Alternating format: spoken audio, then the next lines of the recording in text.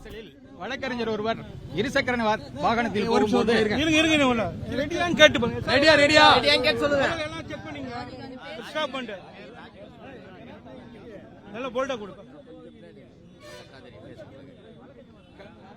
கடந்த 7ஆம் தேதி அன்று உயர்நீதிமன்றத்துக்கு எதிர்ப்புறம் ராஜீவ்காந்தி என்ற வழக்கறிஞர் தனது இருசக்கர வாகனத்தில் செல்லும் போது ஒரு அரசியல் கட்சி தலைவருடைய வாகனம் மோதிவிட்டது.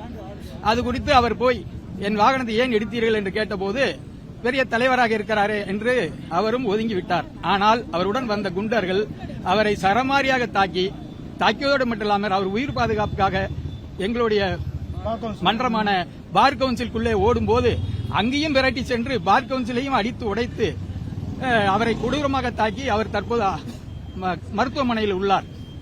ஆனால் இதுவரை காவல்துறை எந்த விதமான வழக்கும் பதியவில்லை. அது சம்பந்தமான சிசிடிவி புட்டேஜையும் கொடுக்கவில்லை. அது இந்த தமிழக அரசின் கையில தான் காவல்துறை இருக்கிறதா இல்லது குறிப்பிட்ட தலைவர் கையில காவல்துறை இருக்கிறதா என்பது எங்களுக்கு அச்சமா இருக்கிறது. ஆகவே இந்த வழக்கறிஞருக்கு நீதி கேட்டு இன்று அனைத்து வழக்கறிஞர்களும் இதற்கான போராட்டத்தை முன்னெடுத்து உள்ளோம். இந்த போராட்டம் தமிழகம் பூரா தொடரும். ராஜீவ்காந்திக்கு நீதி கிடைக்கும் வரை தொடரும்.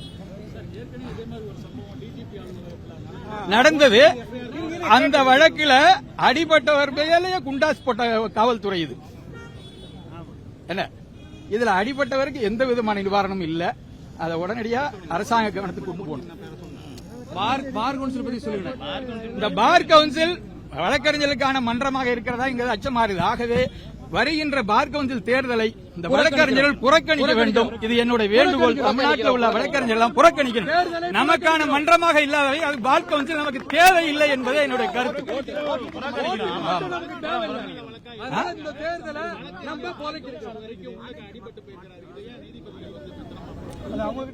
அது இப்போது உள்ள வேற யாரும் பேசுறாங்க.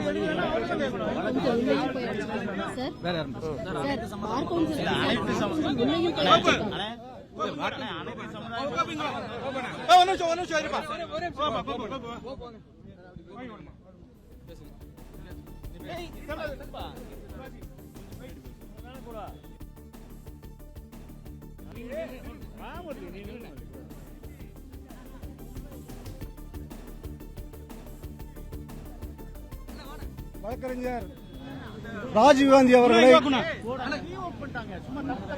ஒரு வழக்கறிஞர் என்றும் பாராமல்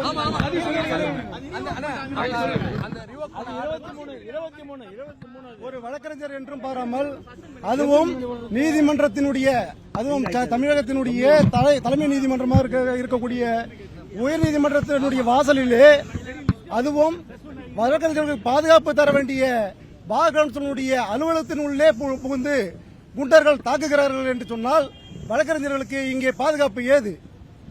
ஒவ்வொரு முறையும் நாங்கள் இங்கே உயர்நீதிமன்றத்தில் வழக்கறிஞர்கள் தமிழ்நாடு முழுக்க மட்டுமல்ல ஒட்டுமொத்த இந்தியாவுக்கும் வழக்கறிஞர்கள் பாதிக்கப்பட்டால் இங்கே குரல் கொடுத்துக் கொண்டிருக்கின்றோம்.